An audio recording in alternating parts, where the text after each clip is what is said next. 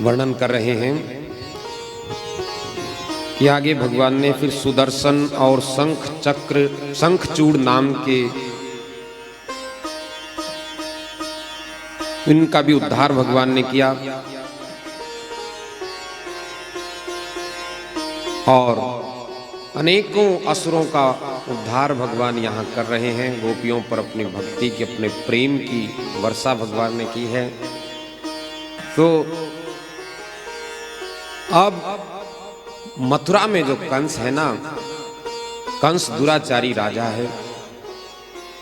तो कंस ने अपने प्रधान सेनापति अक्रूर जी को कहा कि जाओ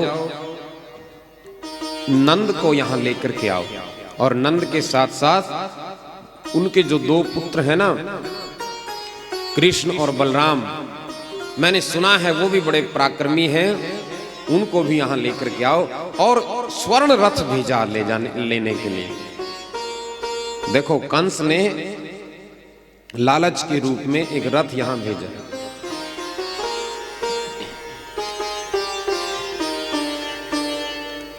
अक्रूर जी महाराज जो यदुवंशी हैं, और प्रत्येक यदुवंशी भगवान के प्रकट होने के समय से ही ये जान गया था कि अब हमारा पालनहार अवतार ले चुका है। अब कंस जैसे दुराचारी किसी का कुछ ज्यादा नहीं बिगाड़ सकेंगे। अब इस धरती का पाप हरने वाला अवतरित हो चुका है। तो अक्रूर जी अपने भाग्य की सराहना कर रहे हैं कि मैं कितना भाग्यशाली हूं, आज मैं अपने ही वंश में अवतरित हुए उस दिव्य बालक का दर्शन करूंगा, और वो बालक मुझे काका काका कहकर पुकारेगा, कितना अच्छा मुझे लगेगा। उस आनंद की कल्पना करते हुए मथुरा से ब्रज की ओर आ गए अक्रूर जी महाराज अपने रथ पर सवार होकर के। तो हम भी ये स्मरण रखें, ये याद रखें कि भगवान के साथ मेरा भी कोई ना कोई संबंध है। भगवान के लिए आप बोलते हो ना, प्रार्थना में बोलते हो, त्वमेव माताश्च पिता त्वमेव बंधुश्च सखा त्वमेव। भगवान के साथ कोई ना कोई संबंध जरूर बनाइए। उसको पिता मान लो, माता मान लो, सखा मान लो, उसको मित्र अपना गुरु मान लो। और ब्रज के कुछ ऐसे संत हुए हैं जी, जिन्होंने लाडली लाल के साथ अपने पुत्र पुत्री का भी संबंध बना करके रखा है। तो ब्रज के संतों की महिमा बड़ी अनंत है। ऐसे ऐसे दिव्य संत इस भूमि में हुए हैं। एक संत का वर्णन आता है, वो लाल जी को ना अपना पुत्र मानते थे, बिहारी जी को अपना पुत्र मानते थे। जैसे पुत्र की सेवा करते हैं माता पिता, ध्यान रखते हैं छोटे से बालक का, तो ऐसे ही लाल जी की सेवा करते, ठाकुर जी की सेवा पुत्र भाव में करते। तो वो स्नेह भाव, वो पुत्र भाव, वात्सल्य भाव इतना बढ़ता चला गया, इतना बड़ा। जरूरी नहीं है कि हम भगवान के सामने जाकर के गिड़गिड़ाएं, आंखें बंद करके खड़े रहें भगवान के सामने, ये जरूरी नहीं है। यहां तो कम से कम इस ब्रज रस में तो यहां तो बिहारी जी के सामने केवल चले गए ना, और उनकी कृपा दृष्टि हमारे ऊपर पड़ गई, बस इतना ही काफी है। और प्रणाम करो ना करो, अपने मन की कोई इच्छा प्रकट करो या ना करो, बल्कि उनको तो बालक मान करके यदि आशीर्वाद भी दे दो ना, बने रहो, खूब आनंद करो, लाडली लाल खूब आनंद करो, तो इससे भी आपके ऊपर उनकी कृपा बरस जाती है। बरसाना, बरसाने वाली। क्यों कहा है बरसाने वाली? उसके यहाँ कृपा थोड़ी बहुत, जैसे प्रसाद दिया जाता है ना, भाई थोड़ा सा प्रसाद दे दिया, किसी ने स्तुति की, प्रसाद दे दिया थोड़ा सा। तो राधा रानी तो ऐसी हैं, ये लाडली लाल की कृपा तो ऐसी है, यहाँ फिर थोड़ा सा नहीं मिलता है, यहाँ तो रस बरसता है पूरा का पूरा। इसीलिए इसको बरसाने वाली कहा गया है, कृपा बरसाने वाली। तो उस कृपा निरंतर बरसती है, उस कृपा का अनुभव करना है बस हमने। हम कहाँ भटक रहे हैं, किन मार्गों पर हम भटक रहे हैं, वो निरंतर जो कृपा बरस रही है, कृपा की बरसात हो रही है, उस बरसात में हम भी खड़े हो जाएं, हमारे ऊपर भी कृपा की 2 बूंदें जरूर पड़ेंगी, जरूर पड़ेंगी कृपा की बूंदें। तो एक संत ने लाल जी को अपना पुत्र माना, और जब वो संत वृद्ध हो गए, प्राण छोड़ने का अवसर आया, तो ऐसा कहते हैं कि जब उस संत के साथी साधु लोग संस्कार करने के लिए लेके गए ना शमशान में, तो एक छोटा सा बालक 5-6 साल का एक बालक आ गया। 5-6 साल का एक छोटा सा बालक आकर के कहने लगा कि ये मेरे पिताजी हैं और मैंने इनको मुखाग्नि मैंने ही देनी है। सारे संत देख करके हैरान हो गए कि हमने तो कभी बेटा तेरे को देखा नहीं। कि नहीं नहीं, आप मुझे अग्नि दो, मैंने देनी है, ये मेरे पिताजी हैं। और उसका दाह संस्कार हुआ, मुखाग्नि उस बालक ने दी, और संस्कार करने के बाद उन संतों ने देखा, वो देखते रह गए बालक अभी था, कहाँ गया कहाँ गया, और देखा वहां कोई बालक था ही नहीं। तो वो कौन आए? वो संत ने जिस बिहारी जी को अपना पुत्र मान करके उनकी सेवा की, अंत समय में वही उनको मुखाग्नि देने के लिए आ गए थे। ऐसी कृपा बरसाने वाले हैं। तो ब्रज रसिक ब्रज संतों के बड़े दिव्य चरित्र हैं, बहुत सारे दिव्य चरित्र यहाँ के संतों के। तो ऐसा ही भाव बनाते हुए अक्रूर जी कि मेरा पुत्र मुझको काका काका कह करके पुकारेगा, ये भाव बना करके पहुंच गए नंदगांव। नंद बाबा जी से मिले, मैया यशोदा से मिले, उनके चरणों में प्रणाम किया, अपने आने का हेतु बताया कि कंस ने महाराज आपको बुलाया है। कंस ने बुलाया है कि हाँ, कंस ने बुलाया। अब नंद बाबा ने भी सोचा कि राजा वैसे हैं और नहीं जाऊंगा तो कंस नाराज हो जाएगा, मुझे जाना चाहिए। जाने के लिए तैयार हो गए। जैसे ही कृष्ण और बलराम दोनों को पता चला कि बाबा मथुरा में जा रहे हैं, कंस के पास जा रहे हैं, तो कहने लगे कि हम भी आपके साथ चलेंगे। और अक्रूर जी ने तो पहले ही बता दिया था कि नंद जी आप अकेले नहीं, आपके दोनों पुत्र भी चलेंगे वहां। दोनों पुत्रों को भी बुलाया है, बड़े पराक्रमी हैं, बड़े योद्धा हैं आपके पुत्र, और मथुरा को देखेंगे, घूमेंगे, मथुरा नगरी कैसी है। दोनों पुत्र और आप कल प्रातः मथुरा के लिए तैयार हो जाना। प्रेम से कहो श्री राधा।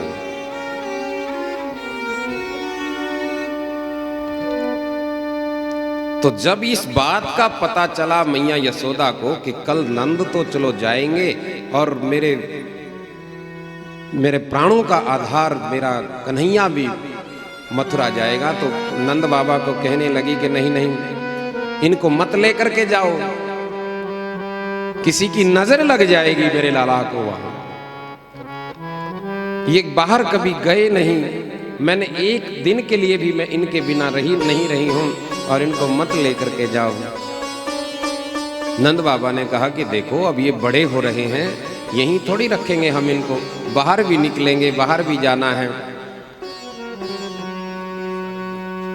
तो मैया ने फिर समझाया कि मेरी बात मानो, कंस बड़ा दुराचारी है, बहुत दुराचारी है कंस। कंस ना जाने क्या षड्यंत्र वहां रचेगा, कंस के पास मत जाओ। नंद बाबा ने कहा कि नहीं नहीं, देखो कंस हमारा राजा भी है और जाना तो है ही है, एक ना एक दिन हमारे कन्हैया ने भी तो आखिर राजा बनना है, तो ये बाहर निकलेगा, जाएगा, देखेगा, राजपाट की व्यवस्था को देखेगा, तभी तो इसको आगे ये बड़े बड़े काम संभालेगा। तो नंद बाबा ने यशोदा रानी को इस तरह से समझाया है, लेकिन यशोदा का दिल नहीं माना कि मैं अपने लाल को कैसे अपने से दूर भेजूं। और जी जब गोपियों को भी पता चला ना कि ये नंद नंदन, ये हमारे प्राण आधार, हमारे सर्वेश्वर मथुरा जा रहे हैं, तो वो भी आपस में चर्चा करने लगी कि देखो हम ही चल करके अक्रूर से प्रार्थना कर लेती हैं और जब अक्रूर जी रथ लेकर के प्रातःकाल तैयार हो गए मथुरा जाने के लिए, दोनों बालक आकर के रथ में बैठने ही वाले थे, गोपियों ने आकर के अक्रूर जी से निवेदन किया, हे अक्रूर, हम आपके पांव पकड़ती हैं, आप ये क्रूरता का काम मत करो, तुम नहीं जानती ये हमारे प्राणों के आधार हैं, इनके बिना हम जी नहीं सकते। एक गोपी ने कहा कि मुझे तो आदत है, मैं हर रोज हर प्रातः कन्हैया को अपना माखन मिश्री खिलाती हूँ, तब हमारे घर में भोजन बाकी लोग खाते हैं, तो हम कैसे रहेंगे इनके बिना। तो किसी ने कुछ कहा, किसी ने कुछ कहा, और हाथ जोड़ रही हैं अक्रूर के आगे। अब अक्रूर इस लीला को देख करके हैरान हो गए। अक्रूर ने उन देवियों को प्रणाम किया और कहने लगे, बस मैं तो आपको प्रणाम ही कर सकता हूँ, आपके इस दिव्य भाव को नमन करता हूँ, लेकिन बस अभी गए और आए, कोई ज्यादा दिन थोड़ी इन्होंने रहना है वहां। और देखो जी, रथ तैयार हो गया, रथ तैयार हो गया। जब जाने के लिए कन्हैया ने उन गोपियों को समझाया कि देखो, मुझे अपना मानती हो ना। गोपियों ने कहा कि यह भी कोई पूछने की बात है, कि बस ठीक है, मेरी बात मानो और रास्ते से हट जाओ, मैं बस गया और परसों आ जाऊंगा। अब वो परसों कितने वर्षों की होगी ये पूछना भूल गई थी गोपियां, कितने वर्षों की होगी। अब वो बेचारी कन्हैया की आज्ञा को, उसकी बातों को मानने वाली हैं, तुरंत मान गई, रथ के आगे से हट गई।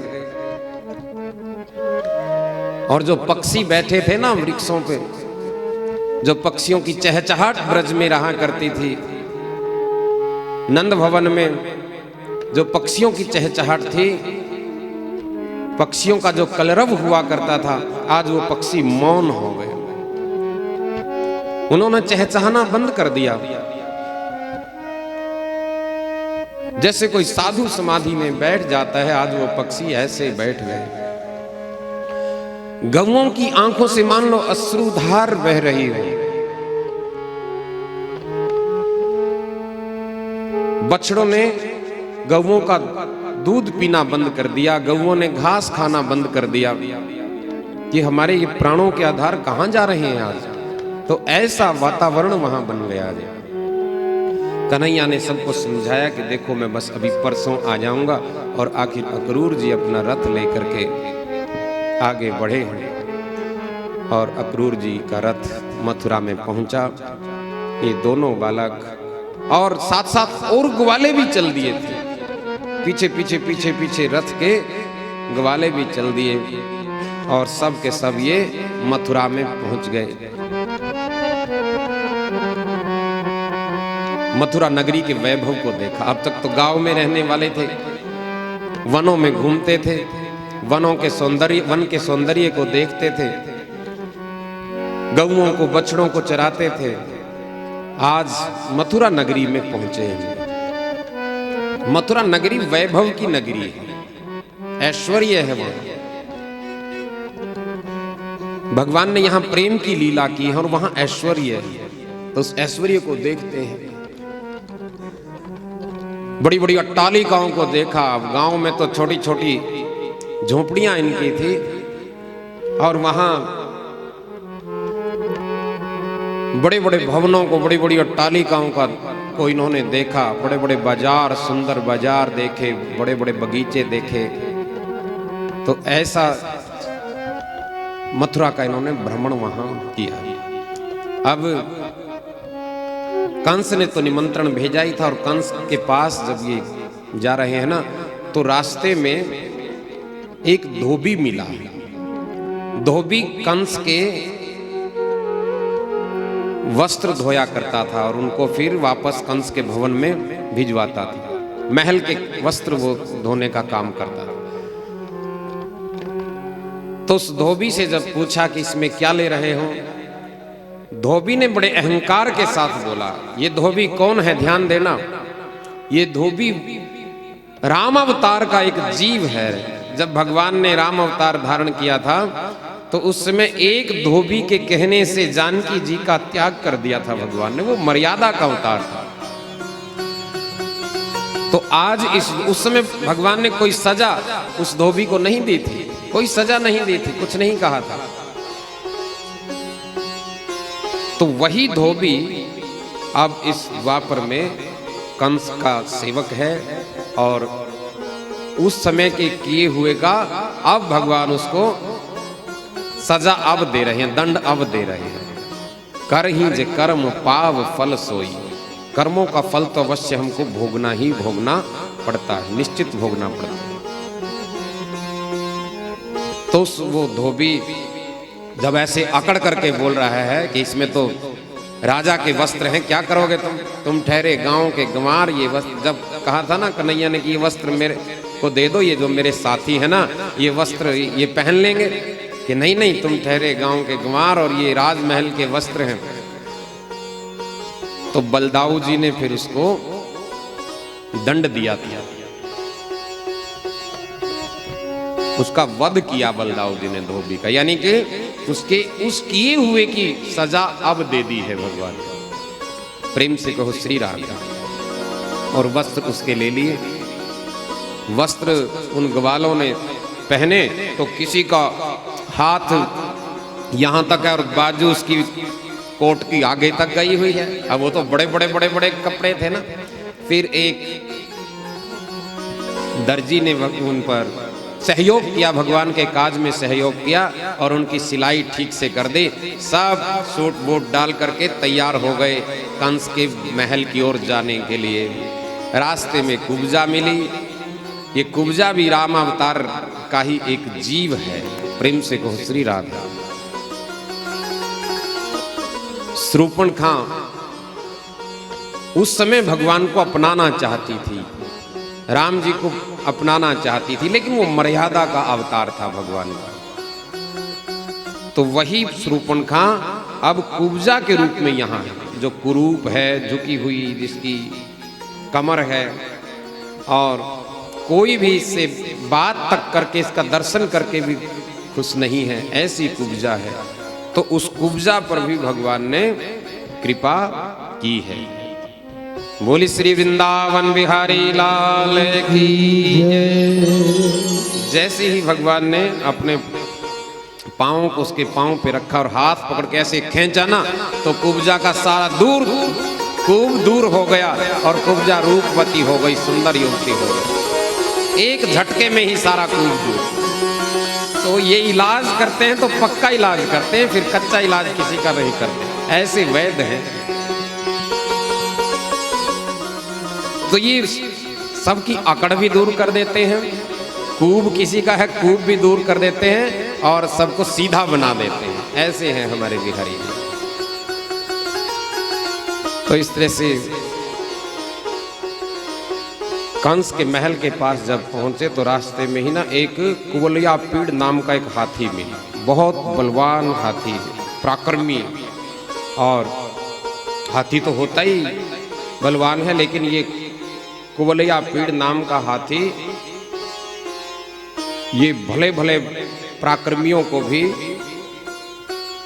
मार देता था। तो ऐसा हाथी था। इस कुवलिया पीड़ हाथी का भी भगवान ने उद्धार किया और आखिर पहुंच गए वहां कंस की उस रंग महल में, जहां सब के सब लोग बैठे हुए हैं। एक कुश्ती का दंगल, मुष्टिक और चाणूर नाम के पहलवान हैं कंस के पास। ऐसे पहलवान हैं, कुश्ती में बड़े बड़े पहलवानों को पछाड़ देते हैं। तो ये दो पहलवान हैं। तो नंद बाबा के साथ जब ये दोनों बालक वहां पहुंचे, चाणूर ने कन्हैया की ओर इशारा किया, अरे इधर आओ। अब ये बेचारे चले गए उसके, वो इतना बड़ा लंबा चौड़ा तकड़ा बुला रहा है तो चले गए और कहने लगे कन्हैया को वो कि मेरे साथ कुश्ती, आओ कुश्ती करते हैं, हम दोनों कुश्ती करते हैं। और राजा यहाँ बैठा है, कंस वहाँ बैठा ही था कि राजा बैठा है और राजा को हम खेल दिखाएंगे कुश्ती का। अब कन्हैया लीला करते हुए कह रहे हैं कि आप ठहरे कितने बड़े लंबे तगड़े और मैं छोटा सा, आपकी और मेरी कुश्ती कैसे हो सकती है, हम तो छोटे से बालक हैं। और कंस ने उसकी ओर इशारा किया कि नहीं नहीं, बस इसको कुश्ती कुश्ती में ही इसका चूर्ण बना दो पीस कर। और एक दूसरा पहलवान और आ गया, मुष्टिक। मुष्टिक ने बलराम जी को बुला लिया। अब उस रंगभूमि में दो पहलवान हो गए जी, एक चाणूर एक मुष्टिक। तो ये और इन दोनों को की कुश्ती, एक की भगवान कृष्ण के साथ और एक की बलदाऊ जी के साथ शुरू हो गई। अब ये दो कौन है? संतों ने इस भाव को बड़ा सुंदर सजाया है कि ये जीवन एक रंगमंच है और इसमें दो पहलवान हैं। कौन कौन? एक काम एक क्रोध। एक काम है, क्रोध है। काम और क्रोध बड़ों बड़ों को नचाता रहता है, कभी परास्त करता है, कभी किसी तरह से सताता है, कभी कुछ करता है, कभी कुछ करता है। तो काम और क्रोध पर कब विजय पाई जा सकती है? जब भगवान के नाम और रूप का आश्रय हो, तब काम और क्रोध पर विजय पाई जा सकती है। तो इस तरह से कृष्ण और बलराम ने उन दोनों पहलवानों को बस ऐसे पछाड़ दिया जैसे उनके अंदर तो कुछ प्राण था ही नहीं। बोली श्री वृंदावन बिहारी लाल की जय। धर्मयतिक्रमो हास्यम समाजस्य ध्रुवं भवेत्, यत्रा धर्मे समुत्तिष्ठेन स्थेयं तत्र करहित्यतम्। तो अब कन्हैया कि सारे जय जयकार करने लगे वहां बैठे हुए, लेकिन नंद बाबा डरे हुए। नंद बाबा डरे हुए हैं उस समय। क्यों? क्योंकि कंस बड़ा दुष्ट है और कंस कहीं ना कहीं मेरे बालकों को सजा ना दे दे, ये डर सता रहा है नंद बाबा को। कंस ने अपने सैनिकों को आदेश दिया कि इनको बंदी बना लो और इनको जेल में डाल दो, दोनों बालकों को। अब बलराम जी ने कहा कि मामा जी को जाने की ज्यादा जल्दी हो रही है। प्रेम से कहो श्री राम। हम तो चाहते हैं मामा जी का सत्कार करें, यहाँ आए हैं अभिवादन करें मामा जी को, और मामा जी को तो लगता है कि जाने की ना ज्यादा जल्दी हो रही है इनको। तो कन्हैया दौड़ पड़े कंस की ओर और भय के मारे अब कंस ने तो देखा साक्षात मेरा काल आ रहा है, साक्षात काल। क्योंकि जब कन्हैया ने उस रंगभूमि में प्रवेश किया था तो सबने अपने अपने तरीके से भगवान का दर्शन किया था।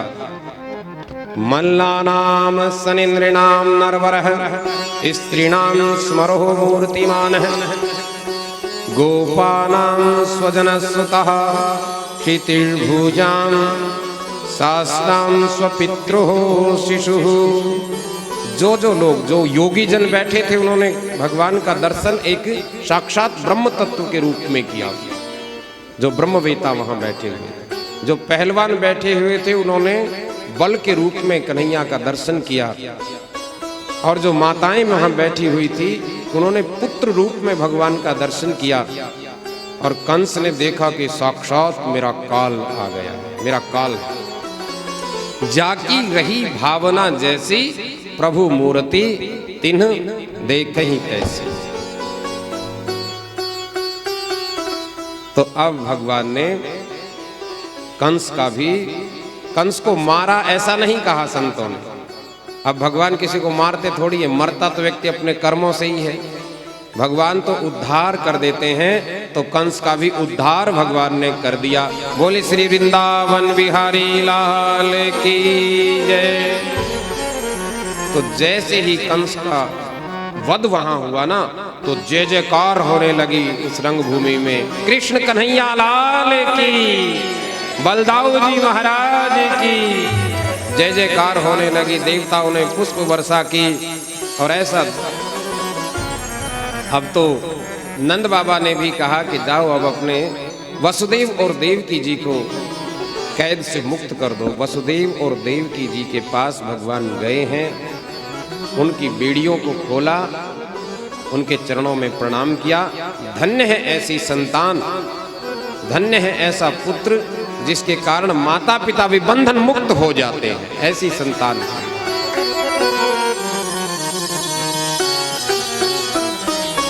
तो ऐसी दिव्य लीला भगवान ने की इस पृथ्वी को पापाचारियों से मुक्त करने के लिए ही भगवान ने ये नर रूप में अवतरित हुए हैं।